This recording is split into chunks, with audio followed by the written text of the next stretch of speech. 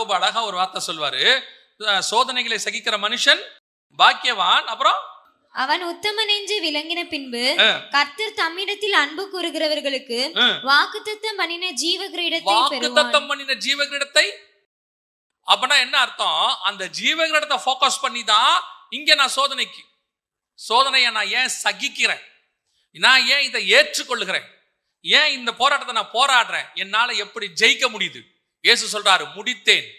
அப்புறம் பவுல் சொல்றாரு நல்ல போராட்டத்தை போராடி முடித்தேன். அந்த கான்பிடென்ட் இன்னைக்கும் நமக்கு நிறைய நேரத்துல பரலோகத்துக்கு போவோமா மாட்டோமான்னு இருக்கு. ஆசை இருக்குது போகணும்னு, போவோமா மாட்டோமா அப்படின்னு ஒரு எண்ணம் இருக்கு. பவுலுக்கு அந்த எண்ணமே இல்லை, பவுலுக்கு அந்த பயமே இல்லை, போவோமா மாட்டோமாங்கிற பயமே இல்லை. அதே மாதிரி இயேசுவுக்கும் அந்த பயம் இல்லை. ஐ finished, நான் போறேன். எப்ப சொல்றாங்க? உயிரோடு இருக்கும் போதே சொல்றாங்க. எதனால அப்படி சொல்ல முடியுது? பிதாவின் சித்தம் எனக்கு என்னன்னு தெரிஞ்சிருச்சு, பரலோகத்துல என்ன வச்சிருக்கா தெரிஞ்சிருச்சு, அதை இங்க என்ன செய்யணும்னு தெரிஞ்சிருச்சு, இங்க நான் செஞ்சுட்டேன். அப்ப ஆட்டோமேட்டிக்கா நான் எங்க போயிடுவேன். ஒரு உதாரணத்துக்கு சொல்றேன், எது கொஸ்டின் பேப்பர்னு தெரிஞ்சிருச்சு, கொஸ்டின் பேப்பரோட ஆன்சரும் தெரிஞ்சிருச்சு, இதை நான் எழுத போறேன் பாஸ் பண்ண போறேன்னு உங்களுக்கு தெரிஞ்சிருச்சு. இப்போ இன்னும் கொஞ்சம் இப்படி வச்சுக்கோங்க. இப்போ நீங்க ஒருத்தர் வந்து உங்களுக்கு மேல இருக்கிறாரு, அவர் சொல்லிட்டாரு முந்தின நாள் நைட்டு என்ன சொல்லிட்டாரு, நாளைக்கு இந்த வேலை உனக்கு போட்டாச்சு, அப்பாயின்மெண்ட் ஆர்டர் போட்டாச்சு, நான் தான் சைன் பண்ணேன், எல்லாம் கொடுத்தாச்சு, கவர் டேபிள் மேல தான் இருக்கு, காலைல 10 மணிக்கு வந்து வாங்கிக்கிங்க. இப்போ நீங்க என்ன சொல்ல ஆரம்பிப்பீங்க? எனக்கு என்ன கிடைச்சிருச்சு? வேலை கிடைச்சிருச்சு. உங்க சொல்றீங்களோ இல்லையா, உங்களுக்குள்ள என்ன வந்துடும்? ஒரு கான்ஃபிடன்ஸ் வந்துடும். எனக்கு என்ன கிடைச்சிருச்சு? வேலை கிடைச்சிருச்சு. ஏன்? அந்த சைன் பண்ண வேண்டியவரே எனக்கு சொல்லிட்டாரு, இதான் வேலை, இதான் சம்பளம், இதான் சீட்டு, இதான் ஆபீஸ், இதான் அட்ரஸ், காலைல 10 மணிக்கு வான்னு சொல்லிட்டாரு. 10 மணில இருந்து நான் இதுவா மாற போறேன், மேனேஜரா மாற போறேன், எல்லாம் தெரிஞ்சிருச்சு. அந்த கான்ஃபிடென்ட் அது எங்க வந்துச்சு? ஸ்பிரிச்சுவலி வந்துருச்சு. பவுலுக்கு ஸ்பிரிச்சுவலி வந்துருச்சு ஆண்டவருக்கு. அந்த ஸ்பிரிச்சுவல் தான் யாருக்கு வரணும்? உங்களுக்கும் எனக்கும் வரணும். அதை பார்த்தா மட்டும்தான் உன்னால் இங்க இருக்கிறத ஜெயிக்கவே முடியும். இப்போ இவரு கானானுக்கு போக வேண்டியவர் ஆரானுக்கு போயிட்டார். இப்போ ஈசாக்க பெற வேண்டியவர் இஸ்மவேலை பெற்றுட்டார். பரம கானானை நேசிக்க வேண்டியவர் இந்த கானானை நேசிக்கிறார். இப்ப இதெல்லாம் ஏன் தெரியுது, எப்ப ஏன் இது நடக்குது அப்படின்னா, இவரால அந்த ஹெவன்லி விஷன் ஒரு இடத்த வரைக்கும் என்ன செய்ய முடியல, பார்க்க முடியல. எப்ப பார்க்க ஆரம்பிச்சாரோ வசனம் சொல்லுது, தண்ணீர் அந்நியரும் பரதேசி. அந்நியன்னா என்ன, பரதேசினா என்ன? ஸ்ட்ரேஞ்சர் அந்த ஃபாரினர். அந்நியனும் பரதேசினா என்ன? ஸ்ட்ரேஞ்சர் அந்த ஃபாரினர். இப்போ காயினை பார்த்து ஆண்டவர் சொல்றாரு, நீ அலைந்து திரிகிறவனா இருப்பார். அதாவது நாடோடி பரதேசி அப்படிங்கிறது. பரதேசிகள் என்ன இருக்காது? ஒண்ணுமே இருக்காது. அலைஞ்சு திரிகிறவர்கள் என்ன இருக்காது? நீங்க ரோட்ல பாத்தீங்கன்னா கொஞ்சம் பேர்லாம் இந்த பையெல்லாம் மாட்டிக்கிட்டு சும்மாவே சுத்திட்டு இருப்பாங்க. நீங்க பாத்திருப்பீங்களா? அவர் பைய வாங்கி பாருங்க, அதுல வீட்டு பத்திரம் இருக்குமா? அவர் பைய வாங்கி பாருங்க, அதுல நகை இருக்குமா? அவர் பைக்குள்ள நீங்க போய் பாருங்க, ஒரு மாசத்துக்கு தேவையான மளிகை சாமான் இருக்குமா? ஒண்ணுமே இருக்காது. அவருக்கு வீடும் இருக்காது, வீட்டுக்கு சாவியும் இருக்காது. அவர் ரோட்ல படுத்துங்கிறவரா இருப்பார். அவருக்கு பேர் என்னது? பரதேசி. அப்படித்தானே சொல்றான். இந்த தாட் யாருக்கு வந்துருச்சு? ஆபிரகாமுக்கு வந்துருச்சு. எப்ப வந்துச்சு? இந்த கானானை பார்க்கும் போதல்ல, அந்த கானானை பார்க்கும் பொழுது. அந்த கானானை பார்க்கும் பொழுது அவருக்கு ஒரு எண்ணம் வருது, இதை அல்ல, இதிலும் மேன்மையான பரம தேசத்தையே அவன் நாடினான். அதை நாட ஆரம்பிச்ச உடனேதான் இந்த தேசம் ஒரு பரதேசி, நான் ஒரு அந்நியனா இருக்கேன், நான் எபிரேயன் இல்ல, நான் அந்நியன். நான் யாரு? பரதேசி. நான் யூதனும் கிரேக்கனும் பென்யமீன் கோத்திரத்தானும் அதெல்லாம் தூக்கி போடு, அது லாபமான அனைத்தையும் நான் என்னவென்று விட்டேன், நஷ்டம் என்று கருதுகிறேன். இஸ்ரவேலங்கிறது எனக்கு லாபம், என் ஜனங்களுக்கு போய் சுவிசேஷம் சொல்லலாம். பென்யமீன் கோத்திரங்கிறது எனக்கு லாபம். நான் வந்துட்டு பரிசேயனுங்கிறது எனக்கு லாபம். நீதியின்படி குற்றம் சாட்ட முடியாது என்பது லாபம். லாபமான அனைத்தையும் எப்படி விடுகிறேன்? நஷ்டமும் குப்பையும் என்று விடுகிறேன். ஏன் தெரியுமா? எனக்கு உண்மையான லாபம் என்னன்னு தெரிஞ்சிருச்சு. அந்த லாபம் தெரிஞ்சா மட்டும்தான் இந்த லாபத்தை நான் நஷ்டம் என்று விட முடியும். இப்ப புரியுதா? அப்ப இதை விட்டாச்சுன்னு வச்சுக்கோங்களேன், இந்த உலகத்துக்கு ஒத்த வேஷம் தானா போயிடும். இஸ்ரவேலங்கிறது போயிடும், பென்யமீன் கோத்திரத்தானுங்கிறது போயிடும், பரிசேயனுங்கிறது போயிடும், பணக்காரனுங்கிற வேஷம் போயிடும், பெரிய அறிவாளிங்கிற வேஷம் போயிடும், நான் யார் தெரியுமாங்கிற வேஷம் போயிடும். அத்தனையும் போயிட்டு எனக்கு ஒண்ணு தோணும், எனக்கு ஒன்று நியமிக்கப்பட்டிருக்கிறது, நான் அந்த தேசத்துக்காரன், இதையல்ல அதிலும் மேன்மையான பரம தேசத்தையே. அந்த தாட் எனக்கு வரணும்னா எனக்கு அந்த விஷயம் தெரியணும். எனக்கு ஈசாக்காக தெரியக்கூடாது, ஈசாக்கு இயேசுவாக தெரியணும். ஈசாக்கு பஸ்கா ஆட்டுக்குட்டியாக தெரியணும், ஈசாக்கு மணவாளனாக தெரியணும். அப்படி தெரிய ஆரம்பிச்சாதான். அதனாலதான் கொலோசியருக்கு எழுதும் போது 2ஆம் அதிகாரத்துல பவுல் தெளிவா சொல்றாரு, இவைகள் திருஷ்டாங்கங்களாக வைக்கப்பட்டிருக்கிறது. அப்படித்தானே இருக்குது. 1 கொரிந்தியர் 10 சொல்றாரு, இவைகள் எல்லாம் நமக்கு எப்படி செய்யப்பட்டிருக்கிறது? திருஷ்டாங்கங்களாக வைக்கப்பட்டிருக்கிறது. கலாத்தியருக்கு 4ஆம் அதிகாரத்துல சொல்லும்போது சொல்றாரு, இவை ரெண்டும் ஞானார்த்தம் உள்ளவைகள். அவரால் என்ன செய்ய முடியுது? இவைகளுக்கு பின்னாடி இருக்கிற ஸ்பிரிச்சுவல் காரியங்களை பார்க்க முடியுது. அதை பார்க்க முடிஞ்சதுனாலதான் பவுலால இந்த பூமியை வெறுக்க முடியுது, பூமியில உள்ள பாவத்தை வெறுக்க முடியுது, பூமியில உள்ளதான லாபமற்ற நஷ்டம் விட முடியுது. இதெல்லாம் எப்ப அவருக்கு விட முடியுது? இதுக்கு பின்னாடி ஒண்ணு இருக்கு, அது ஹெவனுக்குரியதா இருக்கு. அதை நான் பார்க்க ஆரம்பிச்ச பிறகு இது விடுறேன். இங்க என்ன இருக்குது? என்ன செய்திகளுங்க? சர்ச்சுக்குள்ள உட்கார்ந்து 20 வருஷம் 30 வருஷம் செய்திகளுங்க. ஆனால் உங்களாலையும் என்னாலையும் அதை விடவே முடியல. ஏன்னா வசனமாய்த்தான் பார்க்கிறோம். வசனத்துக்கு பின்னாடி இருக்கிற ஹெவனுடையதான சீக்கிரட்டை பார்க்கல. வசனத்துக்கு பின்னாடி ஹெவன் எனக்கு வச்சிருக்கிறதான அந்த பரலோகத்தினுடையதான லாபத்தை நான் பார்க்கவில்லை. அப்ப என்ன தெரியுது? மேன்மை. இப்ப நீங்க பைபிள் காலேஜ் படிக்கிறீங்க, நீங்க எல்லாரும் இந்த பைபிள் காலேஜ் ஏன் படிக்கிறீங்கன்னு கேளுங்க. உங்க எல்லாரையும் கூப்பிட்டு சாட்சி கேட்கிறோம், பைபிள் காலேஜ் ஏன் படிக்கிறீங்க? சும்மா திடீர்னு ஒவ்வொருத்தரையும் வரிசையா கொடுத்து பைபிள் காலேஜ் ஏன் படிக்கிறீங்க? ஒவ்வொருத்தர்கிட்ட ஒவ்வொரு ஆன்சர் இருக்கும் தானே? ஒவ்வொருத்தர்கிட்டையும் ஒரு ஆன்சர் இருக்கும். அப்ப நம்ம அத்தனை பேருக்கும் இங்க வரத்துக்கு என்ன இருக்கு? ஒரு ரீசன் இருக்கு. ஆனால் வேதத்தை நீங்கள் ஏன் நீங்க கத்துக்கொள்ளுகிறீர்கள் தெரியுமா? உங்களுக்கு பின்னாடி இருக்கிற தேவ திட்டத்தை தெரிந்து கொள்வதற்கு தான் கர்த்தர் இங்க வச்சிருக்காரு உங்களை. இங்க பைபிளை படிக்கிறதுக்கு இங்க இல்ல. நீங்க இங்க பைபிளை வராமையும் இங்க வராமையும் பைபிள் படிக்க முடியும். நான் சொல்றேன், இங்க வராமையே நீங்க வீட்டுல உட்காந்து என்ன பண்ணிடலாம்? பைபிளுடைய காரியங்களை படிச்சுக்கலாம். ஆனால் ஏன் இங்க கொண்டு வரார் ஆண்டவர்? உங்களுக்கு உண்டான தரிசனத்தை தெரியப்படுத்துவதற்கு. நான் ஏன் இங்கே கொண்டு வரப்பட்டேன்? இப்போ ரெபேக்காலை கொண்டு போய் லாபான் வீட்டில் வைக்கிறாங்க. லாபான் வீட்டில் இருக்கிறாங்க. ரெபேக்காலை போய் கூப்பிடுறாரு. அவர் கூப்பிட்ட உடனே ரெபேக்கால்கிட்ட கேட்குறாங்க, பெண்ணின் வாய் பிறப்பை கேட்போம் அப்படின்னு. உடனே அந்த இடத்துல வசனத்துல இன்னைக்குள்ள ரெபேக்காலம் தான் என்ன செய்யும் அப்படின்னா, ஈசாக்கோடைய பயோடேட்டாவை அனுப்புங்க, நான் ஜோமணி சொல்றேன். இன்னைக்கு இருக்கிற எல்லா ரெபேக்காவும் என்ன செய்ய போகுது? அப்படித்தான் சொல்ல போகுது. இல்லைன்னா இப்படி சொல்லும், ஈசாக்கோடைய ஃபேஸ்புக் டேட்டா இருந்தால் கொடுங்க, நானே போய் பேசிக்கிறேன். இல்லை குறைஞ்சபட்சம் இன்னைக்கு இருக்கிற ரெபேக்கா என்ன சொல்லணும்னா, நம்பராவது கொடுங்க, நான் என்ன பண்ணிக்கிறேன், நான் பேசிக்கிறேன் அப்படின்னும். ஆனால் அன்னைக்கு உள்ள ரெபேக்கா என்ன சொல்லுது? நான் போகிறேன் என்று. அவங்க சொல்றாங்க ஒரு 10 நாள் இருந்துட்டு போட்டோம். ஊழியக்காரன் சொல்றான் அதெல்லாம் ஒன்றும் முடியாது, நான் இப்பயே கூப்பிட்டு போறேன். அந்த அம்மா சொல்லுது சரி போகலாம். எப்படி இந்த கான்ஃபிடென்ட் எப்படி? ஈசாக்கை பார்க்கல, அவருக்கு என்ன, அவருக்கே 40 வயசு. அப்போ இந்த அம்மாவுக்கு என்ன வயசுனே தெரில. அவருக்கு இப்போ 40 வயசு. ஈசாக்கை பார்க்கல, அவர் எப்படி இருப்பார் தெரியாது, கருப்பா சிவப்பா தெரியாது, ஒன்றுமே தெரியாது. அவன் கூப்பிடுறான் ஈசாக்கு, இந்த மாதிரி என்னுடைய எஜமானுடைய பையனுக்குன்னு சொல்றாங்க. இமிடியேட்டா அந்த அம்மா ஒரு வார்த்தை சொல்லுது, நான் போகிறேன். எப்படி இந்த கான்ஃபிடென்ட் வருது அப்படின்னு கேட்டா, நான் வாசிச்ச அந்த வசனத்தில் நான் கத்துக்கிட்டதை நான் உங்களுக்கு சொல்றேன். லாபான் ரெபேக்காலை பார்த்து ஒரு வார்த்தை ஒன்று சொல்லுவார். என்ன வார்த்தை சொல்லுவார்னா, என் சகோதரியை நீ கோடா கோடியாய் பெருகுவாயாக. இந்த வார்த்தை யாருக்கு யார் சொன்னது? இது ஆண்டவர் ஆபிரகாமுக்கு சொன்னது. 22ஆம் அதிகாரம் 17வது வசனம் வாசிங்க.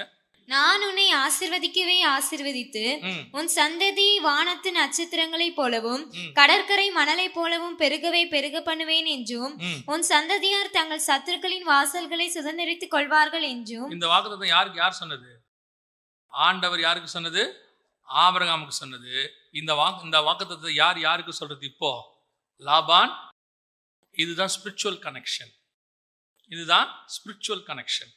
நீங்க அதுக்கு ஈசாக்கை பார்க்க வேண்டிய அவசியமே கிடையாது, ஈசாக்கு ரெபேக்காலை பார்க்க வேண்டிய அவசியமே கிடையாது. இது ஈசாக்குக்கும் வெளிப்படுத்தப்படவில்லை, ரெபேக்காலுக்கும் வெளிப்படுத்தப்படவில்லை. கர்த்தர் ஆபிரகாம் இடத்துல பேசினது, இங்கே லாபான் ரெபேக்கா இடத்துல பேசினது. ஒரு ஸ்பிரிச்சுவல் டிவைன் கனெக்ஷன் இருக்கு பார்த்தீங்களா? இந்த டிவைன் கனெக்ஷன் தான் நீங்கள் தெரிந்து கொள்ள வேண்டிய கனெக்ஷன். இது ஆண்டவர் உங்களுக்கு வெளிப்படுத்தணும். ஒரு விஷயம் என்ன அப்படின்னா, டிவைன் கனெக்ஷன். பரலோகத்தில் உள்ளதான திட்டங்களை நீங்கள் தெரிந்து கொள்ளும்படி இங்கே வந்திருக்கிறீர்கள். இந்த திட்டம் ரெபேக்காலுக்குள்ள வர ஆரம்பிச்ச பிறகு, ரெபேக்காலுடைய லைஃப் ஸ்டைல் பாருங்க. பழைய ஏற்பாட்டிலே அந்த மாதிரி ஒரு மனவாட்டியை நீங்க பார்க்கவே முடியாது. டோட்டல் பைபிள்லையுமே அந்த அம்மா மாதிரி ஒரு ஆள் நீங்க பார்க்கவே முடியாது. அவ்வளோ ஸ்பிரிச்சுவல் ஸ்டாண்டர்ட். இன்னிலிருந்து ஒரு 4000 வருஷத்துக்கு முன்னாடி அவ்வளோ ஸ்பிரிச்சுவல் ஸ்டாண்டர்ட். இந்த ஸ்பிரிச்சுவல் ஸ்டாண்டர்டுக்கு பின்னாடி என்ன இருக்குன்னா, ரெபேக்காலுக்கு ஒரு டிவைன் விஷன் இருக்கு. ஒவ்வொன்றுத்துலயும் அந்த அம்மா அந்த டிவைன் விஷனுக்குள்ள வருது. ஒரு பிள்ளைய வயிற்றுல மோதி கொண்டா இந்த அம்மா என்ன பண்ணணும்? தாதிமார்ட்ட போய் கேட்கணும், நியாயமா தானே கேட்கணும். எனக்கு பிள்ளை மோதுதுன்னு வசனம் சொல்லுது. இது என்னவாய் முடியுமோ என்று விசாரிக்கும்படி ரெபெக்காள் எங்கே போனாள்? கர்த்தரிடத்தில் போனாள். அடுத்த ரெபெக்காளை போய் பாருங்க. ஈசாக்கு வந்து ஏசாவை ஆசீர்வதிக்கணும்னு தெரிஞ்ச உடனே ரெபெக்கா சொல்ற வார்த்தை என்ன? ரொம்ப அழகான வார்த்தை நம்ம சொல்லும். உன்மேல் வரும் சாபம் யாவும் என் மேல் வரட்டும். இது கிறிஸ்துடையது. இயேசுதான் நம்முடைய பாவங்களை சுமந்து தீர்த்தார். அந்த வெளிப்பாடு இந்த அம்மாக்கு வருது. உன்மேல் வரும் சாபம் யாவும் என் மேல் வரட்டும், ஆசீர்வாதம் மட்டும் உன்மேல் வரட்டும். இந்த டிவைன் கனெக்ஷனோட அந்த அம்மா இருக்குல்ல, அதனாலதான் அந்த அம்மாவுடைய லைஃப் வந்து சக்சஸ்ஃபுல். அந்த அம்மாவை ஏன் அவளை தைரியமா சொல்ல முடியுது? ஈசாக்குக்கு ஒரே மனைவி. இந்த டிவைன் கனெக்ஷன் வந்து சாராளுக்கும் இருக்காது, இந்த டிவைன் கனெக்ஷன் லேயாளுக்கும் இருக்காது, ராகேலுக்கும் இருக்காது. ஒரு இடத்துல இவங்க அந்த டிவைன் கனெக்ஷன் விட்டு வெளியே போவாங்க. ஏன் ஆபிரகாமுக்கு இருக்காது, யாக்கோபுக்கு இருக்காது, ஈசாக்கு கூட இருக்காது. அந்த 6 பேர்லயே எடுத்துக்கிட்டீங்கன்னா, ஆபிரகாம், சாராள், அப்புறம் வந்து ஈசாக்கு, ரெபெக்காள், அப்புறம் யாக்கோபு, லேயாள், இந்த 6 பேர்ல எடுத்துக்கிட்டீங்கன்னா ரெபெக்காள் மட்டுமே 100% டிவைன் கனெக்ஷன்ல இருப்பாங்க. ஆபிரகாம் ஒரு இடத்துல தவறுவாரு, சாராள் தவறுவாங்க ஆகார் விஷயத்துல. இந்த பக்கம் யாக்கோபு வந்தா அவர் ராகேல் விஷயத்துல தவறுவாரு, லேயாள் வந்தா வேலைக்காரமா விஷயத்துல தவறுவாங்க. மிஸ்டேக் நடக்கும். அப்ப இவங்க எல்லாருமே ஒரு மிஸ்டேக்ல ஏதோ ஒண்ணு செஞ்சுக்கிட்டே இருப்பாங்க. அது அதுக்கப்புறம் சரியாகும், அதெல்லாம் வேற. ஆனா மிஸ்டேக்கே இருக்காது ஒரு இடத்துல. ஒரு அம்மாவுடைய லைஃப் ஸ்டைல்ல எங்க இருந்து இருக்காது? தாயின் வீட்டுல புறப்பட்டு ஆரம்பிச்சதுல இருந்து சாகர வரைக்கும் அந்த அம்மா கிட்ட மிஸ்டேக்கே இருக்காது. நம்ம பார்த்து பைபிள் அந்த அம்மாவோட மிஸ்டேக்கை சொல்லவே சொல்லாது. அப்படின்னா என்ன அர்த்தம்? அந்த அம்மா கிட்ட ஒரு டிவைன் கனெக்ஷன் இருந்துச்சு ஆண்டவரோட கூட. அந்த அம்மாவால உணர முடியுது, இது என்னது, இது கர்த்தருடைய திட்டம் என்ன. இதை பார்க்க ஆரம்பிச்சாதான் இங்க தப்பு நடக்காது. இங்க என்ன செய்யாது? இங்க எந்த தப்புமே நடக்காது. இது அப்படியே கரெக்டா போயிட்டே இருக்கும். பாருங்க, உலக பிரகாரமா நீங்க எடுத்துக்கொள்ளுங்க. ஈசாக்கு வந்து ஏசாவை ஆசீர்வதிக்க விரும்புறாரு. இது உலக பிரகாரமா நடக்கிற ஒரு சம்பவம், நார்மலான ஒரு விஷயம். மூத்த மகன் தான் ஆசீர்வாதத்தை என்ன செய்யணும்? பெற்றுக்கொள்ளணும். ஆனால் ரெபெக்கா யாக்கோபு போய் அந்த ஆசீர்வாதத்தை வாங்க சொல்றாங்க. கணக்குப்படி பார்த்தா, சட்டப்படி பார்த்தா தப்பு. கணவனுக்கு தெரியாம கணவனுக்கு இவங்க என்ன பண்றாங்க? அவரை ஏமாத்துறாங்க. கணவனை என்ன பண்றாங்க? ஏமாத்துறாங்க. அதுவும் தப்பு. கணக்கின்படி அது தப்பு. ஆனால் பரலோகத்தை திட்டத்தின்படி கரெக்டா இருக்கு. இங்க அப்படியே திருப்பி ரிவர்ஸ்ல பாருங்க. ஈசாக்கு பண்ண போறது ஒரு பெரிய தப்பு. யார் ஆசீர்வதிக்க போறாரு? ஏசாவை ஆசீர்வதிக்க போறாரு. அது ஒரு பெரிய தப்பு. சரி, ஆசீர்வதிக்க போறாரு, மனைவி கூப்பிட்டு சொல்லணுமா இல்லையா? சொல்லணும்ல. ஏசாவை கூப்பிட்டு தனியா சொல்றாரு. அதுவும் எப்படி ஆசீர்வதிக்கிறார் பாருங்க. எனக்கு போய் சமைச்சு கொண்டா, நான் என்ன செய்யறேன்? சாப்பிட்டு உன்னை ஆசீர்வதிக்கிறேன். எதுக்கு சொல்றேன்னா, சாப்பிட்டுட்டு ஆசீர்வதிச்சோம்னா எப்படி ஆசீர்வதிப்போம்? நல்ல திருப்தியா. அதனால இவர் கூப்பிட்டு சொல்றாரு ஏசாவை, நீ போய் என்ன பண்ணு, நல்லா வேட்டையாடி எடுத்துக்கிட்டு வா அப்படின்னு. இந்த அம்மா ஒரு சூப்பர் வேலை செய்வாங்க. எனக்கு அதெல்லாம் இன்னும் ஆச்சரியமா இருக்கும். இப்போ ஈசாக்கு வந்து ரெபெக்காளை அவ்வளோ நேசிக்கிறாரு. தன் தாயின் சோகம் நீங்கி ஆறுதல் அடைந்தார். அம்மா போனதுல இருந்து கண்ணு குருடாகி வயசாகிற வரைக்கும் யார் தான் இவருக்கு சமைச்சு போட்டிருக்கிறது? யார் தான் போட்டிருக்கிறது? சரி, இப்ப ரெபெக்கா சாப்பாடு செஞ்சு அனுப்புறாங்க. அது ரெபெக்காவுடைய சமையல்னு அவருக்கு தெரியணுமா தெரியக்கூடாதா? தெரியணுமா தெரியக்கூடாது? ஆமா தானே? நல்லா கவனிச்சு பாருங்க.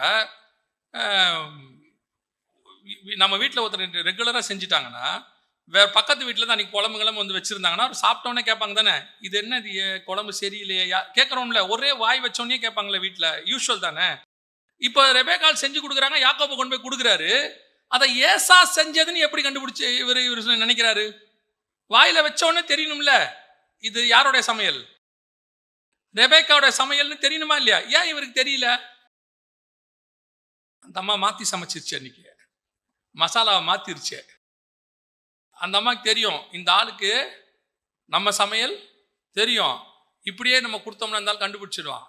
அதனால என்ன பண்றது? சாம்பார் மசாலாக்கு பதிலாக கறி மசாலா போட்டுடுச்சு போல. அந்த ஆள் நினச்சிக்கிட்டாரு இது யாருடைய சமையல். ஏன் நான் சொல்றது 100% உண்மை. கிட்டத்தட்ட ஏசா வந்து இந்த ஈசாக்கு வந்து இந்த காரியம் நடக்கும்போது ஈசாக்கு கிட்டத்தட்ட குறைஞ்சபட்சம் 60 வருஷம் யார் சமையல் சாப்பிட்டு இருக்கிறாரு? ரெபெக்கா சமையல சாப்பிட்டு இருக்கிறாரு. ஏன்னா 20 வருஷம் கழிச்சு தான் குழந்தையே பிறகுது இல்லையா? அதுக்கப்புறம் தான் இந்த சம்பவம்லாம் நடக்குது. எப்படி 40 வருஷம் யார் கையால சாப்பிட்டு இருக்கிறாரு? ரெபெக்கா கையால சாப்பிட்டு இருக்காரு. ஆட்டோமேட்டிக்கா ரெபெக்கா சமையல் அவருக்கு என்ன பண்ணணும்? தெரியணும் தானே. ஆனா தெரியல பாருங்க. யாக்கோபு கொண்டு கொடுத்தவன யாரோட சமையல் நினைச்சிட்டாரு அவரு? ஏசாவுடைய சமையல் நினைக்கிறார். அப்படின்னா என்ன அர்த்தம்? அந்த அம்மாவுக்கு தெரியுது, இந்த ஆளுக்கு எப்படி செஞ்சா என்ன பண்ணா முடியும்? இப்ப ஆசீர்வாதம் யாருக்கு வரணும்? யாக்கோபுக்கு வரணும். அதுக்கான என்னென்ன வேலை செய்யணுமோ எல்லாத்தையும் அந்த அம்மா கரெக்டா பர்ஃபெக்டா செய்யறாங்க. அந்த அம்மாவுக்கு நல்லா தெரியுது, அவர் ஆசீர்வதித்தால் ஆசீர்வாதம், சபித்தால் சாபம். அதனால அந்த அம்மா தெளிவா சொல்லுது, அந்த ஆசீர்வாதம் உனக்கு வரட்டும், சாபம் எனக்கு வரட்டும். இந்த ஸ்பிரிச்சுவல் விஷன் ஏன் தெரியுமா? இந்த யாக்கோபுக்கு பின்னாடி தேவனுடைய திட்டம் இருக்குன்னு அந்த அம்மா வயிற்றிலே கண்டுபிடிச்சிருச்சு.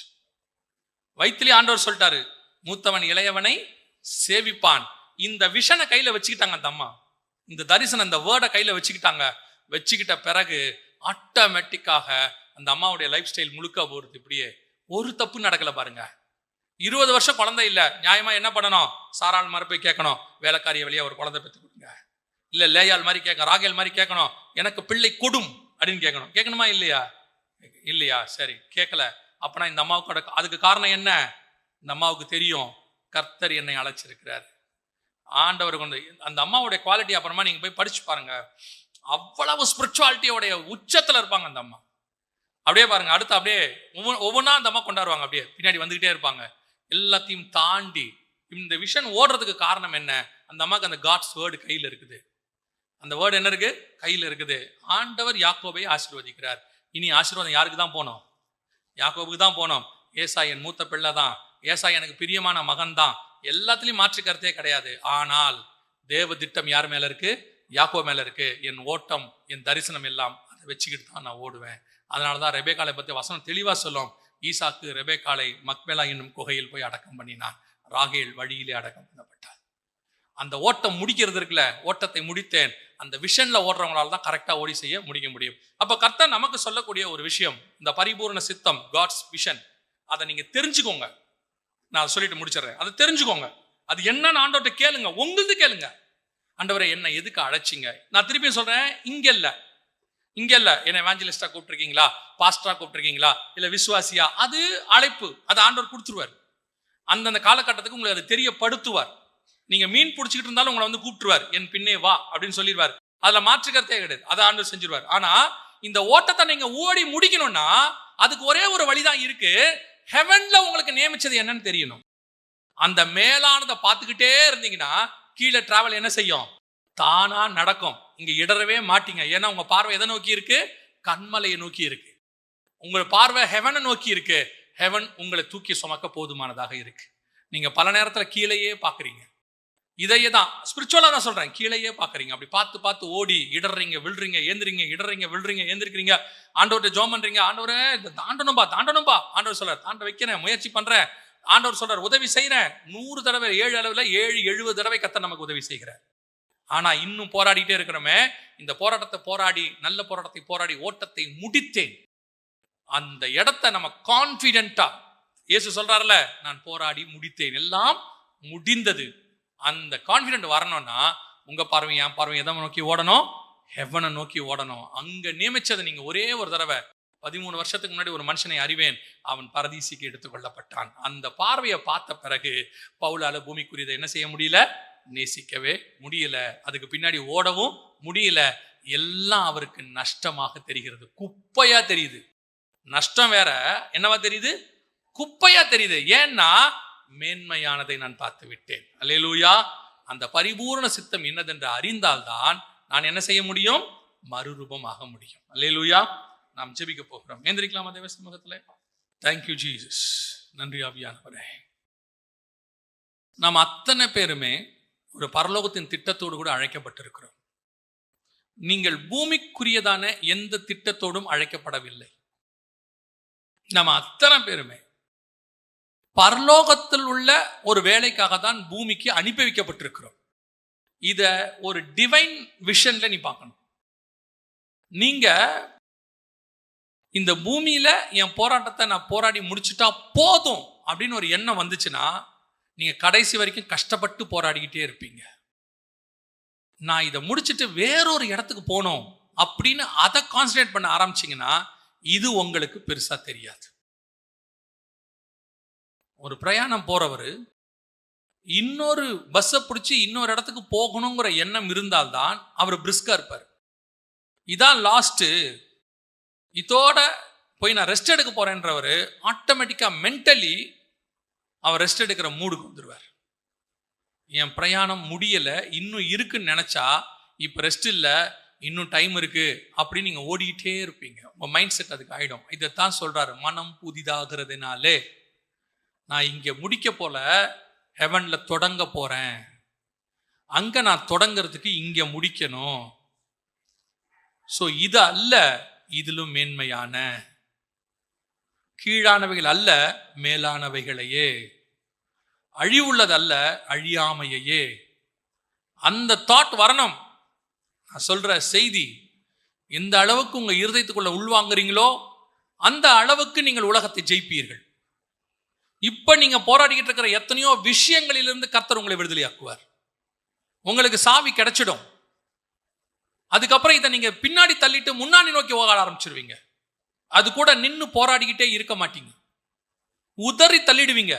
இது ஒரு வேஸ்ட், இது ஒண்ணுமே இல்லை, சின்ன விஷயம் அப்படின்னு உதறிட்டு நீங்க ஓடணும்னா, தலைக்கு மேல, வானத்துக்கு மேல, ஹெவன்ல எனக்கு நியமிக்கப்பட்டவைகளை, தூரத்தில் அவைகளை கண்டு நம்பி அணைத்து கொண்டு விசுவாசத்தோடே மரித்தார்கள். இனி வரும் பலன் மேல் நோக்கமாகி தேவ ஜனங்களோட துன்பத்தை அனுபவிக்கவே அவன் தெரிந்து கொண்டான். கிறிஸ்து தமக்கு முன்பாக வைக்கப்பட்ட சந்தோஷத்தின் நிமித்தம் இந்த உலகத்தின் பாடுகளை, உபத்திரவங்களை, துன்பங்களை அவர் சந்தோஷமாய் ஏற்றுக்கொண்டார். நீங்களும் நானும் அந்த பாதையில தான் வரோம்.